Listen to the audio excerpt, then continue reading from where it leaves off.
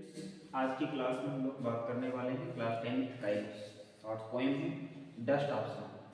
Dust of snow एक बहुत ही important poem है जो अभी क्लास 10th जैक बोर्ड से एग्जाम देने वाले हैं।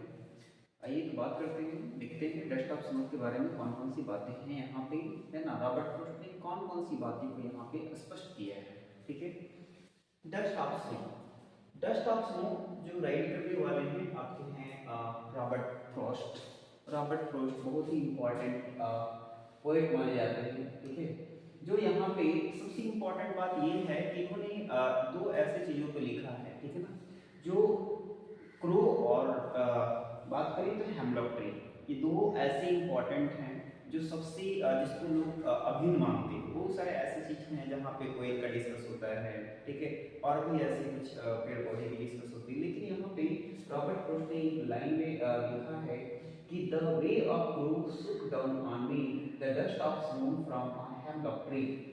जब रॉबर्ट फ्रॉस्ट कभी जा रहे थे कहीं रास्ते में या फिर उदासीपूर्ण रूप से बैठे हुए थे, तब जाकर के उनके लिए एक इम्पॉर्टेंट दिमाग में आया, ठीक है, कि मैं क्यों ना एक ऐसे लिखूं, ऐसे नेगेटिव पॉइंट पे लिखूं जो सब लोग निगेटिव ही मानते हैं, बट उसे पॉजिटिव मानने का भी प्रयास करनी चाहिए। जैसे कि द वे ऑफ क्रो सुक down on me the dust of snow. आपको पता होगा कि डस्ट ऑफ स्नो ये छोटे छोटे जो है बर्फ के जो ये हैं वो गिरते हैं। यानी जैसे कि अगर कोई पेड़ है तो पेड़ से नीचे यानी जो भी डस्ट ऑफ स्नो की बात कर रहे हैं, छोटे छोटे बूंदे गिरते रहते हैं। तो ऐसी स्थिति में वहां पे ऊपर क्रो बैठा हुआ है और वो क्या करता है, गिराने का प्रयास करता है या उसके बैठता है, तो बैठने के दौरान उसमें वाइब्रेशन होती है और लास्ट में वो क्या होता है, गिरने लगता है। तो slow down on me the dust of snow. तो जैसे ही रॉबर्ट फ्रॉस्ट उदासीपूर्ण रूप से बैठे हुए थे या फिर चल रहे थे, तो ऐसे में उनके ऊपर बर्फ गिरती है और ऐसे में क्या होती है, उनके बिल्कुल ही एक अलग सा अजीब सा एक फीलिंग होती है।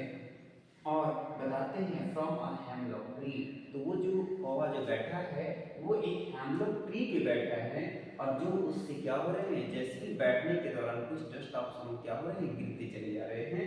Has given my heart a change of mood.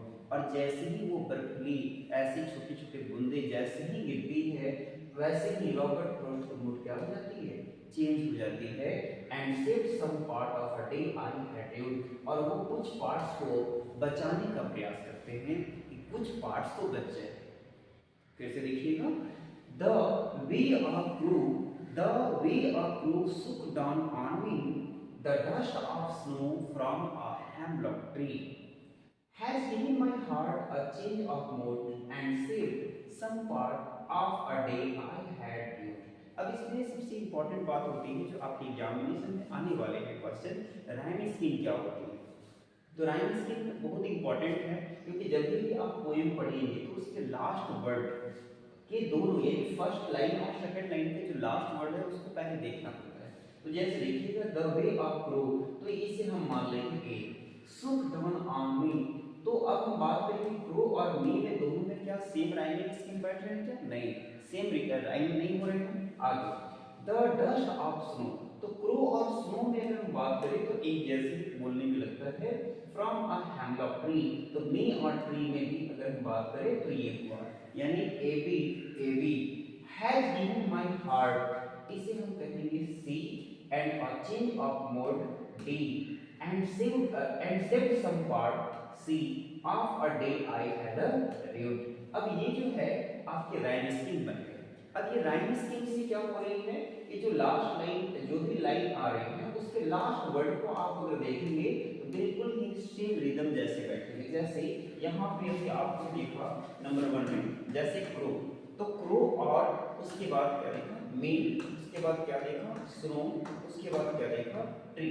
अब यहाँ पे क्रो जब हम बोलते हैं तो इसके जो राइमिंग स्कीम है ना, क्रो और स्नो का समान लेवल है, मीन और ट्री का जो है वो समान। सच है उसी तरह से यहाँ पे भी है, जैसे कि हार्ट, नेक्स्ट है मूड, उसके नेक्स्ट है पार्ट और नेक्स्ट है ट्यूट।